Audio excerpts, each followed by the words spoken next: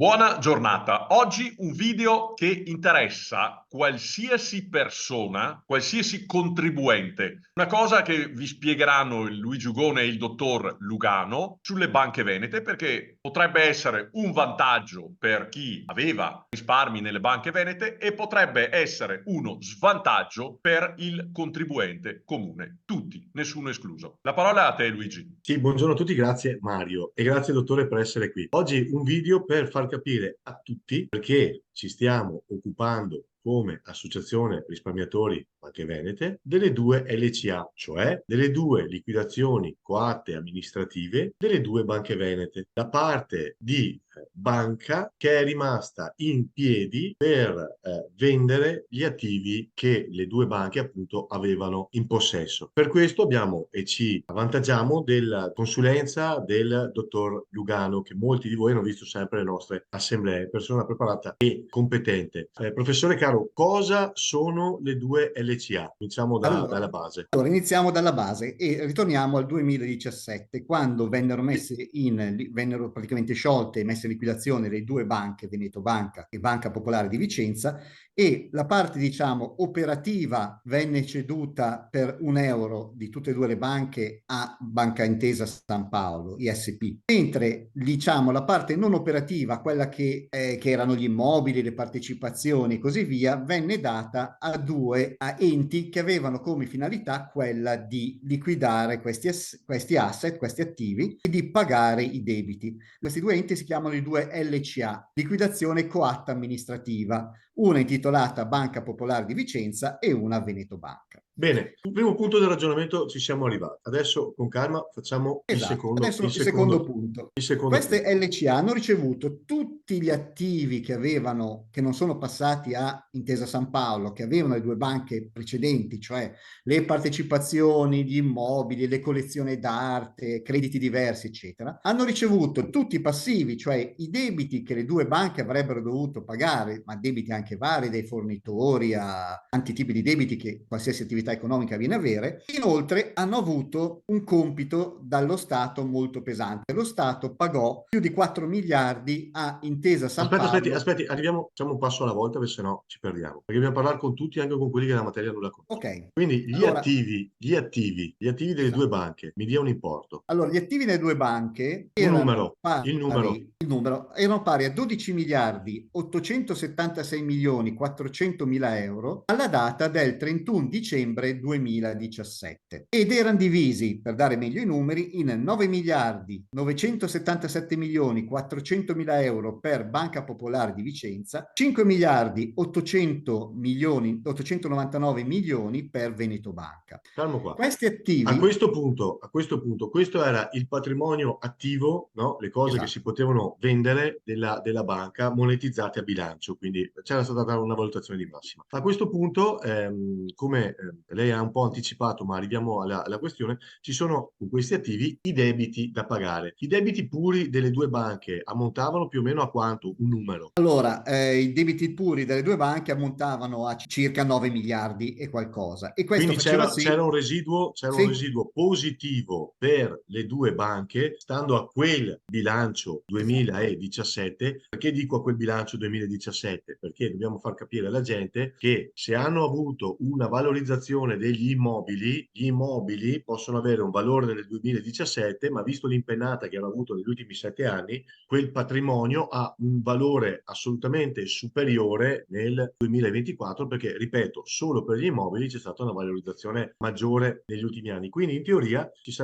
c'era con quei numeri un residuo positivo di oltre 3 miliardi. Ma Esatto. cos'altro c'è dopo stato sopra Allora, come debito? allora, il patrimonio attivo risultante pagati i debiti all'epoca nel 2017 per le due banche è di 3 miliardi 670 milioni, ok? Perfetto. A cui aggiungere i crediti fiscali che le due banche avrebbero potuto incassare perché avevano avuto delle perdite. Le perdite significano dei crediti fiscali, perché tu agli anni successivi avresti pagato meno tasse. I crediti fiscali per tutte e due le banche sarebbero stati di 425 milioni. Quindi siamo Il intorno ai che, 4 miliardi esatto, di residuo positivo. Questo positivo. cosa vuol dire? Che questo residuo positivo passivo sarebbe stato, nel momento in cui finisce la liquidazione, potrebbe essere Esatto. distribuita tra chi ha fatto richiesta di insinuazione al passivo, quindi anche tutti gli azionisti delle due banche che hanno fatto richiesta di insinuazione al passivo. Ci sarebbero stati 4 miliardi, per capirci, di soldini da suddividere. Ma all'interno della liquidazione che altro debito è stato impostato, che parlavamo Allora, prima? il problema è che lo Stato, ricordiamo che lo Stato diede dei soldi a Intesa San Paolo per assorbire le due banche venete e diede in soldi contanti, non in garanzie, proprio in soldi contabili, circa 4 miliardi e 700 milioni a questo. Lo Stato, questi soldi che diede a Intesa San Paolo, da qualcuno li vuole indietro, non li ha dati grazie a Dei, cioè non li ha dati gratis, li ha dati come una sorta di anticipazione. Chi dovrebbe pagare questa anticipazione? Questa anticipazione dovrebbe essere ripagata da questo patrimonio, quindi lo Stato vuole che quello che avanza dalla liquidazione fino a concorrenza di soldi dati ad Intesa San Paolo venga pagato da quello che risulta dalle liquidazioni. Si tratta di un totale di 689 milioni e 400 mila euro. Questo fatto di dover dare questi soldi indietro allo Stato fa sì che alla fine nel 2017 apparisse un patrimonio negativo per le due banche, perché sì che le banche di per sé avevano un attivo ancora, ma lo Stato ha detto questo attivo lo imputiamo a bilancio per compensare i soldi che io ho dato a Intesa San Paolo per assorbire le banche venete, e quindi alla fine la cifra era di poco meno di 700 milioni negativa. Bene, Questo però però lei lo ha specificato sul 2017, poi un bilancio varia, anche perché varia, come avevamo detto prima, il valore, ad esempio, degli immobili, perché gli immobili che ha una banca, se io avevo un appartamento nel 2017, nel 2024, grazie a varie manovre di mercato, il valore degli immobili, lo sanno tutti, sono saliti alle stelle, quindi quella valorizzazione ad oggi potrebbe essere incrementata. C'erano poi le opere d'arte, che anche lì sappiamo è un mercato molto particolare, che se viene valorizzato bene arriva a cifre astronomiche. E poi diciamo che ci sono anche le partecipazioni societarie, dove se viene gestito bene il patrimonio, si trova il soggetto interessato, perché magari c'è una partecipazione di minoranza all'interno delle banche, ma che se viene acquisita da un socio che ha una partecipazione discreta, può arrivare ad avere la maggioranza relativa rispetto a quella partecipazione. Insomma, si può andare oltre anche il prezzo di mercato, no? Nel momento in esatto, cui si fa la esatto. svalutazione. Quindi diciamo che quei 4 miliardi potrebbero essere stati chiamati 4 miliardi anche prudenziali, no? Esatto, Giusto? esatto. Bene. Allora, però ci sono due problemi. Il primo problema è che il fatto che in realtà poi da quell'anno lì non sono stati più calcolati i patrimoni, semplicemente perché mentre le dismissioni sono state, danno un valore sicuro, cioè se io vendo qualcosa all'incasso, non è mai stato fatto uno stato del passivo dall'altro lato, cioè nessuno si è mai messo lì a dire ma effettivamente i debiti quanti sono? Non c'è mai stata una certificazione della quantità dei debiti che avessero le due banche. Debiti che possono essere superiori, ma possono essere anche inferiori. Gente che in realtà si scopre non doveva prendere dei soldi dalla banca, ad esempio. Gente che non ha presentato l'insinuazione al passivo, magari Giusto, quindi decuius. neanche i debiti giustamente erano sicuri, Esatto. andavano rivalorizzati anche quelli. Esatto. Giusta osservazione, giusta osservazione. Esatto, quindi da questi valori iniziali si sa solo che l'attivo è calato perché ci sono state le vendite, ma non si sa in realtà quanto sia il patrimonio netto in questo momento, risultante dal totale degli attivi meno il totale del passivo. E questo è un po' strano perché sono ormai passati 7 7 anni. anni da quando è iniziata tutta la procedura e a questo punto si dovrebbero avere delle idee un po' più chiare della direzione che si è presa. Il Sì. problema che può colpire un po' tutti è che nel bilancio dello Stato questo risultato della liquidazione è stato messo, e questo perché Allora, interessa. aspetti, chiariamolo per tutti. Quindi, se l'aggiornamento e la smobilitazione degli attivi, cioè la vendita degli attivi fosse fatta in maniera corretta e il ricalcolo dei debiti fosse fatto in maniera corretta, probabilmente quei 700 milioni di sbilancio potrebbero rientrare e forse qualche soldino anche per i risparmiatori delle due banche venete potrebbero arrivare. Al contrario, invece, e questa è la parte che interessa solo i risparmiatori banche venete.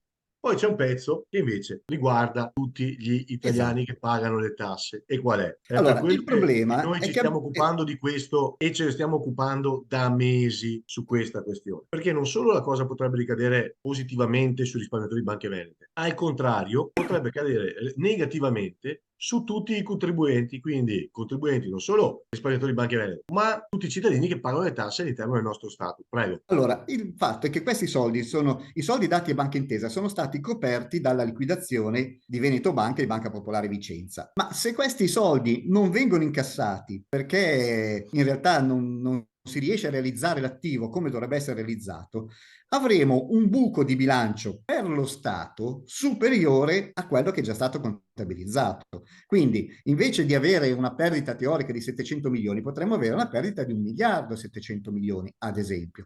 Questi soldi in più di buco che si vengono a realizzare, qualcuno li deve pagare, perché nei bilanci non è che se c'è una cifra negativa la si fa sparire, qualcuno per farla sparire ci deve mettere dei soldi. E questo potrebbe tradursi in meno servizi o più tasse per i cittadini. Tasse, ad esempio, ti aumento di 1 centesimo, dico una stupidaggine, ma La oggettivamente benzina. ti aumento di 1 centesimo il pacchetto di sigarette, perché così raccolgo quel miliardo che mi è mancato di raccogliere dalla liquidazione dell'attivo delle banche venete. Quindi attenzione che se il positivo va a vantaggio dei risparmiatori, il negativo va a svantaggio di tutti, perché qualcuno il buco deve tapparlo. Bene Mario, ed è per questo che noi ci stiamo occupando da mesi e mesi della liquidazione Veneto Banca Popolare di Vicenza. Soprattutto abbiamo messo gli occhi, abbiamo fatto qualche assemblea, vero Mario, su quale liquidazione? Una liquidazione di Veneto Banca, perché ci sembra un quantomeno oscura o quantomeno non la capiamo noi. Poi magari qualcuno che la capisce magari ci sarà e fino adesso però non l'abbiamo trovato. E non ci ha mai risposto chi la capisce, perché in realtà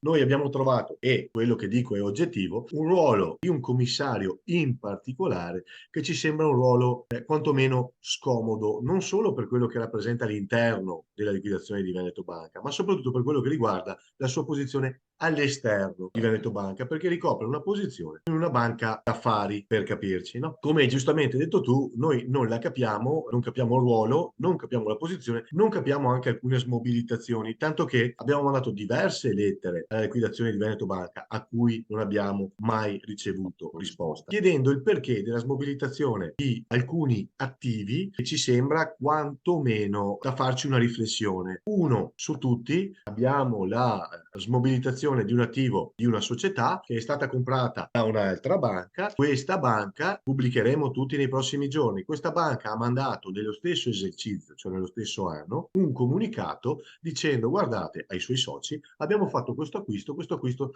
ci ha permesso di fare un surplus di bilancio. E Quindi invece di essere una smobilitazione sembra una svendita. ecco, noi abbiamo chiesto appunto giustificazione, non solo. Adesso vi faccio vedere una cosa in anteprima. Noi sul ruolo di questo commissario dentro la liquidazione, ma anche fuori la liquidazione, abbiamo scritto a Banca d'Italia. Ecco, e Banca d'Italia ci risponde, vi leggo solo la parte finale per rendervi conto di qual è la questione. Abbiamo scritto a Banca d'Italia se avete verificato se i commissari sono in conflitto di interessi, perché ci risultano posizioni appunto particolari.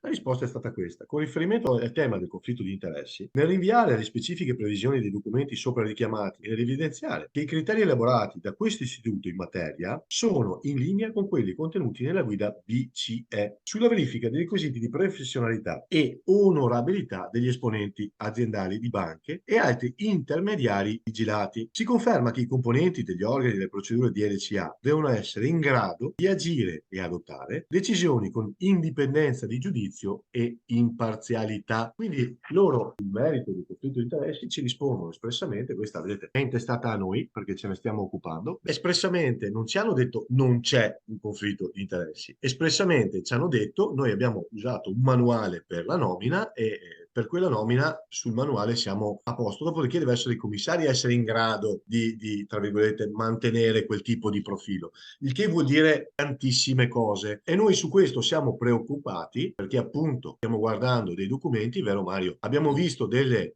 vendite, come dici tu, e la preoccupazione è non solo che potrebbe non arrivare nulla ai risparmiatori di banche venete, ma che potrebbe esserci un aggravio per tutti i cittadini italiani. Quindi su questo noi vi chiediamo la cortesia enorme non solo di guardare questo video, di capirlo e di condividerlo, ma di darci il maggior spazio possibile. Perché vedete, se queste LCA dovessero essere gestite in maniera magari amicale, a rimetterci saremmo noi tutti. A rimetterci sarà il tessuto completo, non solo regionale veneto, ma del paese intero. Perché qua si parla di miliardi di euro in un momento in cui l'economia italiana ha non pochi scogli, da superare da qui ai prossimi mesi. Quindi quello che ci preoccupa è esattamente questo. Siccome i giornali sia territoriali che nazionali di questa questione parlano gran poco, fa più scalpore la Ferragni, vero Mario? Parliamo della Ferragni sui Mamma mia. giornali. Invece queste cose qua, beh, giusto parlare della Ferragni perché è un'informazione, però dico, questi sono miliardi, parliamo di 12 miliardi, parliamo di debiti da 5 miliardi circa, insomma sono cifre che secondo noi dovrebbero essere monitorate, ok? Quindi vi preghiamo di darci maggior visibilità possibile condividendo in qualunque gruppo, Facebook, WhatsApp, Telegram, al bar, condividete, vero Mario? Sì, condividete e riascoltatevelo questo video, perché la materia è tecnica, ma se ve lo riascoltate lo capite, perché poi altrimenti vi dicono che devono aumentare le tasse. Il dottor Lugano ha detto delle sigarette, io non fumo, per cui potrebbe essere che non mi interessa, ma la benzina la usi anche tu, e se non usi la benzina usi il gasolio, e poi se non hai il gasolio e neanche la benzina, c'hai anche la macchina, magari quella elettrica, non lo so io, e comunque prima o poi raggiungono anche te e poi ti dicono che è colpa tua perché, dice, perché sai, hai fatto debito, hai fatto... No, non è così. Riascoltatevi il video. Io ci ho messo un po' per capirlo, devo dire la verità. Però, perché è la terza volta che me lo spiegano. Però, se ve lo riascoltate 3 volte come ho fatto io, lo capite. Se l'ho capito io, lo capisce chiunque. Per cui riascoltate e gentilmente condividete. Io ringrazio Luigi Ugone, ringrazio il dottor Fabio Grazie. Lugano, che è sempre molto chiaro. Guardate che la contabilità di una banca è una cosa, credo, una delle cose più complicate che esistano, ma il dottor Lugano fin dal lontano 2017 è con noi e ci ha spiegato un sacco di cose. Vi ringrazio ancora, grazie dottor Lugano, grazie Luigi Ugone e Grazie a buona tutti. giornata a tutti. Grazie a voi, grazie a tutti, grazie Mario.